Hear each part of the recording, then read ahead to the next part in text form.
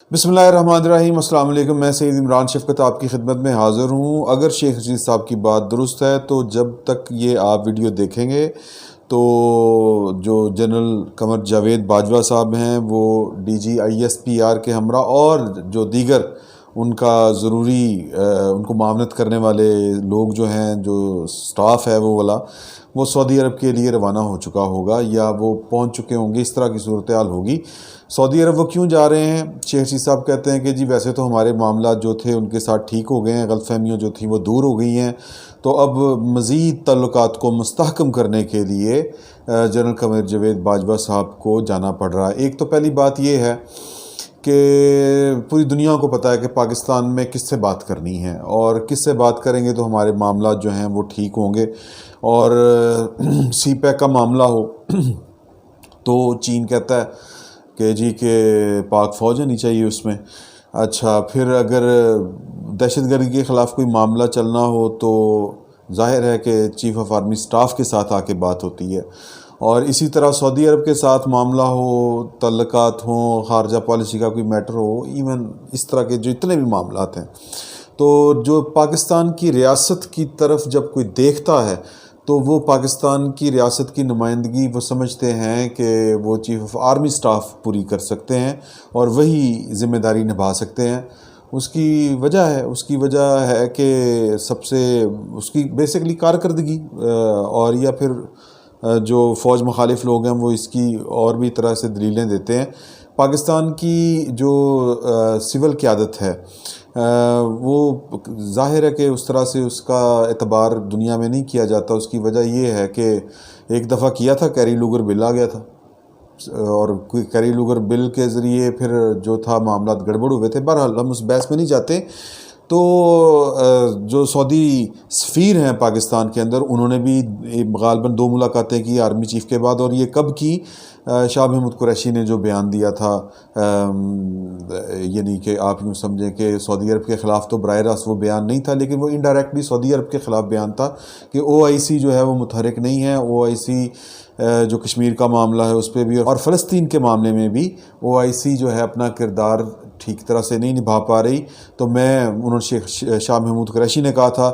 तो कि मैं अपने कद से बड़ी बात करने की जसारत कर रहा हूँ और मैं वज़ीर-ए-आज़म को कहूँगा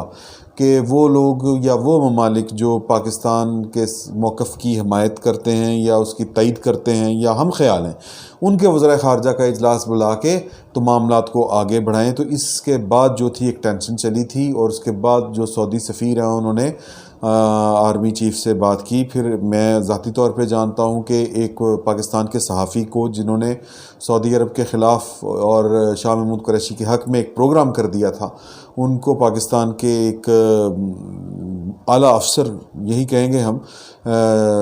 उन्होंने यूँ समझे कि फ़ोन किया और उनको कहा कि जनाब कि आप की अंडरस्टैंडिंग ठीक नहीं है, हम सऊदीया से बिल्कुल अलहदा नहीं हो रहे और ना हम चाहते हैं कि अलहदा हों और ना हम अफोर्ड करते हैं। तो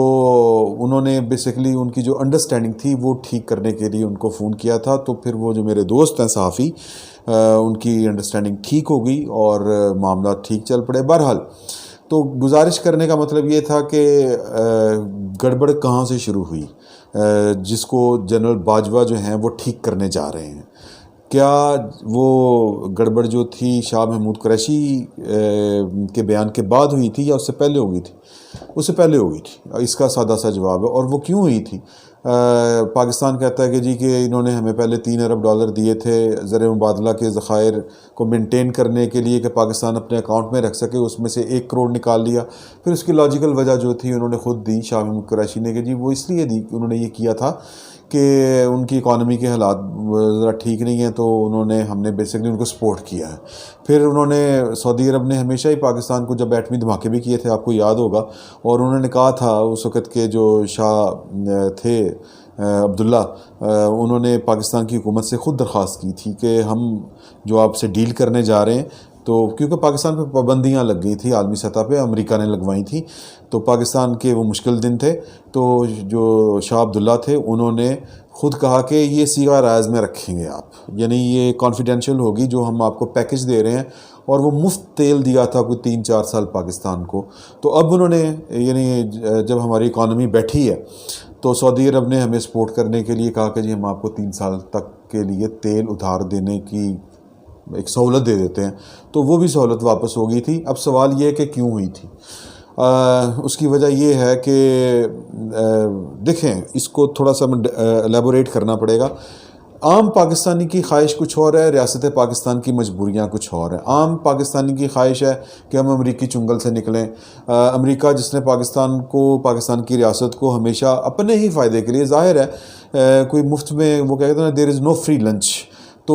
اپنے مفاد کے لیے انہوں نے پاکستان کو ہمیشہ سپورٹ کیا ہے، اور جتنا انہوں نے سپورٹ کیا امریکہ نے، کسی اور نے نہیں کیا۔ ظاہر ہے کہ اس وقت جو تھی وہ سرد جنگ والا ماحول تھا، پاکستان ان کے کیمپ میں تھا، لیکن پاکستان جو ہے، عام پاکستانی جو ہیں وہ امریکہ کو پسند نہیں کرتے، یہ میں بھی اچھی طرح جانتا ہوں، اور آپ جو میرے سننے والے ہیں ان میں بھی جو اکثریت ہوگی وہ بھی امریکہ کو پسند نہیں کرے گی، کیونکہ پاکستان میں ایک تاثر ہے کہ پاکستان میں حکومت بنتی ہے، ٹوٹتی ہے، گرتی ہے، جو کچھ ہوتا ہے وہ امریکہ کرواتا ہے، امریکہ کے اشارے کے اوپر ہوتا ہے۔ دوسرا، ہمارے سعودی عرب کے ساتھ جو ہیں وہ مذہبی، ہمارا ان کے ساتھ ایک، کیونکہ وہاں پہ ہمارے جو مذہبی مقامات ہیں جن سے ہمارے دل کا، ایمان کا رشتہ ہے، وہاں پہ حکومت اور کنٹرول جو ہے وہ سعودی آل سعود کا ہے، تو آل سعود کو ہم کسی بھی وجہ سے، کسی بھی وجہ سے مراد کیا ہے کہ ایک تو بہت سے پاکستانی وہاں پہ رہتے ہیں روزگار کے سلسلے میں، وہ ان کا جو عربیوں کا سلوک ہے وہ ان کے ساتھ کوئی اچھا نہیں ہوتا، تو وہ پھر یہاں پہ باتیں آتی ہیں، تو ایک ماحول بن چکا ہے کہ جی کہ سعودی بھی کوئی اچھے لوگ نہیں ہیں، پاکستانیوں کے ساتھ وہ نفرت کرتے ہیں، لیکن سٹیٹ کا معاملہ ان کے ساتھ بھی اور ہے۔ اور اگر پاکستان کی پوری تاریخ اٹھا کے دیکھیں تو امریکہ کے بعد، بلکہ امریکہ سے بھی زیادہ ہر مشکل وقت میں سعودی عرب نے پاکستان کو سپورٹ کیا۔ اس کی وجہ اگین یعنی سعودی عرب نے یہ جو کچھ کیا ہے صرف محبت میں نہیں کیا، دیر از نو فری لنچ، جس طرح میں نے آپ کو پہلے کہا، ان کے بھی اپنے مفادات ہیں، پاکستان کو پروٹیکٹ کرتا ہے، ان کا خیال ہے کہ پاکستان کا ایک ایٹمی قوت ہے، اور وہ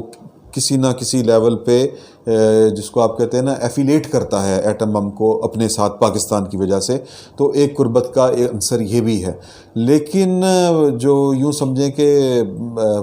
ایک تھوڑا سا اس کو مزید ایلیبوریٹ کریں تو بھٹو وہ پاکستان کے پہلے سیاستدان تھے جنہوں نے عالمی سطح پہ ایک اسلامی بلاک، کیونکہ ان کا ویژن ذرا براڈ تھا، وہ عالمی سطح پہ کھڑے ہو کے سوچتے تھے چیزوں کو، تو انہوں نے اپنے آپ کو ایک عالمی سطح کا لیڈر، مسلمانوں کا لیڈر، اسلامی بلاک بنایا، اسلامی کانفرنس کرائی، لاہور میں ہوئی، اس طرح کی چیزیں، تو وہ ان کا تشخص جو تھا وہ ایک عالمی لیڈر، ایک اسلامی لیڈر کی طرح ابھرا، لیکن اس کا پھر خمیازہ بھگتنا پڑا ان 3-4 لوگوں کو، عیدی امین کو، شاہ فیصل کو، اور پھر بھٹو صاحب کو بھی۔ تو بھٹو صاحب کو ہنری کسنجر نے دھمکی دی تھی کہ ہم تمہیں نشان عبرت بنا دیں گے، لیکن وہ اب جو امریکہ کے طرفدار ہیں یا جو بھٹو کے مخالف لوگ ہیں وہ کہتے ہیں کہ اس طرح کی کوئی بات آن ریکارڈ نہیں ہے، لیکن اس وقت کے جو وزارت خارجہ میں اہم عہدے پہ تھے، ریاض کھوکھر جو سیکٹری خارجہ بھی رہ چکے ہیں پاکستان کے، انہوں نے کہا تھا کہ جی کہ جب بھٹو وزیر اعظم ہی تھے لیکن امریکہ نے ضیاء الحق کے ساتھ محبت کی پینگیں بنانی شروع کر دی تھیں، اور جو کچھ تحریک چلی تھی وہ یعنی الیکشن کی دھاندلی کے خلاف، اس کو امریکہ کے ڈالروں کے ذریعے کنورٹ کر دیا گیا تحریک نظام مصطفیٰ میں، لیکن جب وہ تختہ الٹا گیا تو نہ تحریک نظام مصطفیٰ رہی، نہ تحریک نظام مصطفیٰ چلانے والے تھے وہ منظر پر رہے۔ بہرحال یہ معاملہ جو تھا پاکستان کی تاریخ کا ایک حصہ ہے، لیکن میں جو بات بیسیکلی جو پوائنٹ ہے میں اس طرف آ رہا ہوں کہ یہ حالات خراب کیوں ہوئے سعودی عرب کے ساتھ۔ اس کی وجہ یہ ہے کہ میری نا ایک بڑے سینئر تجزیہ نگار ہیں دفاعی اور خارجہ امور کے، ان سے یہ اس بارے میں بڑی ڈیٹیل میں بات ہوئی، تو وہ کہتے ہیں کہ اس کی وجہ عمران خان صاحب ہیں۔ عمران خان صاحب جس طرح پاکستان میں بیٹھے کہتے ہیں میں نے 1 کروڑ نوکریاں دینی ہیں، 10 کروڑ قسم کے گھر بنانے ہیں، فلاں یہ کر دینا ہے، پاکستان میں نوکریاں کرنے آئیں گے لوگ، جس طرح ان کا پاکستان کے بارے میں ویژن ہے، اسی طرح ان کا عالم اسلام کے بارے میں ایک ویژن ہے۔ تو وہ عالم اسلام کو جس طرح طیب اردغان جو ہیں وہ ایک مشن لے کے چلے ہوئے ہیں کہ انہوں نے اپنے آپ کو ایک اسلامک ہیرو ثابت کرنا ہے پوری دنیا کے اندر، اور اسی طرح عمران خان کی بھی یہی خواہش ہے، اور ایک انہوں نے بلاک بلانے کی کوشش کی جس سے سعودی عرب ناراض ہو گیا۔ وہ بلاک کیا تھا؟ وہ بلاک ملیشیا تھا، ترکی تھا، پاکستان تھا، اور سعودی عرب جو تھا وہ ظاہر ہے چدراہٹ جاتی ہوئی کسی کو اچھی تو نہیں لگتی، تو سعودی عرب کی ناراضگی کی وجہ یہ تھی، ایک یہ کہ پاکستان جو ہے وہ ایک اسلامی بلاک کے اندر ایک نیا بلاک بنانا جا رہا ہے، اور دوسری طرف یہ کہ وہ چونکہ سعودی عرب امریکن کیمپ میں ہے، اور پاکستان جو ہے جس نے ہمیشہ امریکہ کو اور چین کو یوں بیلنس کر کے چلا ہے، اس کا زیادہ جھکاؤ جو تھا وہ پچھلے ادوار میں وہ ہو گیا تھا چین کی طرف۔ تو ان کو لگ رہا تھا کہ پاکستان ہمارے ہاتھ سے نکل رہا ہے یا پاکستان ہمارے کیمپ سے نکل رہا ہے، اگر کسی کو برا لگے کہ ہاتھ سے نکلنے والی بات، تو پاکستان کی بیسیکلی مجبوریاں ہیں، ریاست پاکستان کی یہ مجبوریاں ہیں کہ پاکستان جو ہے وہ بہت سے معاملات میں خود مختار نہیں ہے، اور جو اگر ہم گرہ لگائیں، اور وہ کہتے ہیں نا کہ 100 گلاں دی ایک گل پنجابی میں کہتے ہیں، تو وہ یہ ہے کہ پاکستان جو ہے وہ خود کفیل ملک نہیں ہے، اکانومی اس کی بیٹھی ہوئی ہے، اور پاکستان جو ہے وہ خسارے والا بجٹ لے کے چلنے والا ہر سال ملک ہے، قرضہ لے کے وہ اپنی ضروریات زندگی یا ریاست کی ضرورتیں پوری کرتا ہے، پاکستان کی ضرورتیں پوری کرتا ہے، کھانے والا تیل ہم باہر سے منگواتے ہیں، پٹرول ہم باہر سے منگواتے ہیں، ہمارا جو امپورٹ بل ہے وہ بہت زیادہ ہے، اور ہماری پروڈکشن جو ہے وہ نہ ہونے کے برابر ہے۔ چائے کی پتی پتہ نہیں کتنے ارب ڈالر کی ہم چائے کی پتی جو ہے وہ پی جاتے ہیں، اور مطلب یہ کہ اس کا بل ہی بہت بڑا ہے، پٹرول کا تو چلے مجبوری ہے، لیکن چائے تو اتنی مجبوری نہیں ہے، لیکن اس کے باوجود یہ ہماری مجبوریاں ہیں، ریاست کی مجبوریاں ہیں، اور جو جنرل باجوہ ہیں یا پاکستان کی جو ریاست ہے وہ سمجھتی ہے کہ عمران خان صاحب کے جو خواب ہیں کہ جی پاکستان لیڈ کرے پوری عالم اسلام کو، وہ فی الوقت خالی پیٹ کے ساتھ یا خالی ہاتھوں کے ساتھ پورا نہیں ہو سکتا۔ اس کے لیے اس خواب کے لیے ضروری ہے کہ پہلے پاکستان جو ہے وہ کمانے جوگا ہو، اس کی ارننگ ہو، اکانومی ہماری جو ہے وہ اسٹرانگ ہو، ہم جس کو کہتے ہیں ایٹمی طاقت تو ہیں لیکن ہم معاشی طاقت نہیں ہیں، تو ہماری جو ہے اکانومی ہے اس میں ہم جس طرح ایٹمی طاقت بن گئی اسی طرح معاشی طاقت بھی بن جائیں، تو پھر اس طرح کے خواب پورے ہوں گے۔ ادروائز یہ خواب جو ہیں وہ بھٹو دے کے پھانسی لگ گئے، اور شاہ فیصل جو تھے ان کو گولی مار دی گئی، حالانکہ ان کے معاملات پاکستان جیسے نہیں تھے، لیکن بات یہ ہے کہ سعودی عرب امریکہ اور اس طرح کی جو انٹرنیشنل اسٹیبلشمنٹ کے آگے تو کچھ نہیں بیچتا، تو وہ کہتے ہیں نا کہ جی کہ دریا میں رہتے ہوئے مگرمچھ کے ساتھ بیر نہیں پالا جا سکتا، تو ایک عالمی سطح کے اوپر پاکستان جو ہے وہ کسی لیڈر کے خواب کی وجہ سے تنہائی کا اگر شکار ہو رہا ہو تو پاکستان کی ریاست یہ افورڈ نہیں کرتی۔ تو اب معاملہ یہ ہے کہ وہ سعودی عرب جائیں گے، سعودی عرب پہنچ گئے ہوں گے، بات چیت کریں گے، اب پتہ نہیں سعودی عرب جو ہے وہ کن شرائط پہ راضی ہوتا ہے۔ کچھ لوگ سمجھتے ہیں کہ شاید شاہ محمود قریشی جو ہیں ان کی بلی دینی پڑے، اور دوسرا خیال یہ بھی ہے کہ اگر عمران خان کی وجہ سے عالمی اسٹیبلشمنٹ کے ساتھ، جس میں سعودی عرب جو ہے وہ ایک عالمی اسٹیبلشمنٹ کا خاص مورا ہے، یا یوں سمجھیں کہ ایک بہت بڑے عالمی اسٹیبلشمنٹ کے کیمپ کا ایک بہت اہم رکن ہے سعودی عرب، تو اس کو راضی کرنے کے لیے کچھ بھی جو ہیں وہ معاملات طے کرنے پڑ سکتے ہیں۔ اور بعض لوگ یہ کہتے ہیں کہ وہ جو ایک پیج تھا وہ انٹرنیشنل لیول کی جو پالیٹکس ہے، جس میں عمران خان صاحب نے اپنے خواب اور خیال اور خواہشات جو تھیں یا ویژن جو تھا اس کی وجہ سے گڑبڑ پیدا کر دی ہے، اس وجہ سے وہ جو سیم پیج تھا وہ شاید سیم پیج نہ رہا ہو۔ اور شہباز شریف کی بات تو آپ کو یاد ہوگی کہ انہوں نے اسمبلی کے اندر کھڑے ہو کے کہا تھا کہ یہ جتنے پیسے عرب ممالک دے رہے ہیں یہ جنرل باجوہ کی وجہ سے دے رہے ہیں۔ جنرل باجوہ کون ہے؟ ریاست پاکستان کا فیس ہے۔ تو ریاست پاکستان کے ساتھ ڈیل ایک علیحدہ چیز ہے، اور پاکستان کی جو پولیٹیکل لیڈرشپ ہے اس کے ساتھ، یا ان کے خیالات یا ان کے جو وچار جس کو کہتے ہیں، سوچ بچار جو ہے، ویژن جو ہے، وہ ایک مختلف چیز ہے۔ خواب ہوتے ہیں، زمینی حقیقتیں ہوتی ہیں، اور زمینی حقیقتوں کو دیکھتے ہوئے جنرل باجوہ جو ہیں وہ سعودی عرب کے ساتھ معاملات طے کریں گے، اور ان معاملات کو طے کرنے کے دوران ہو سکتا ہے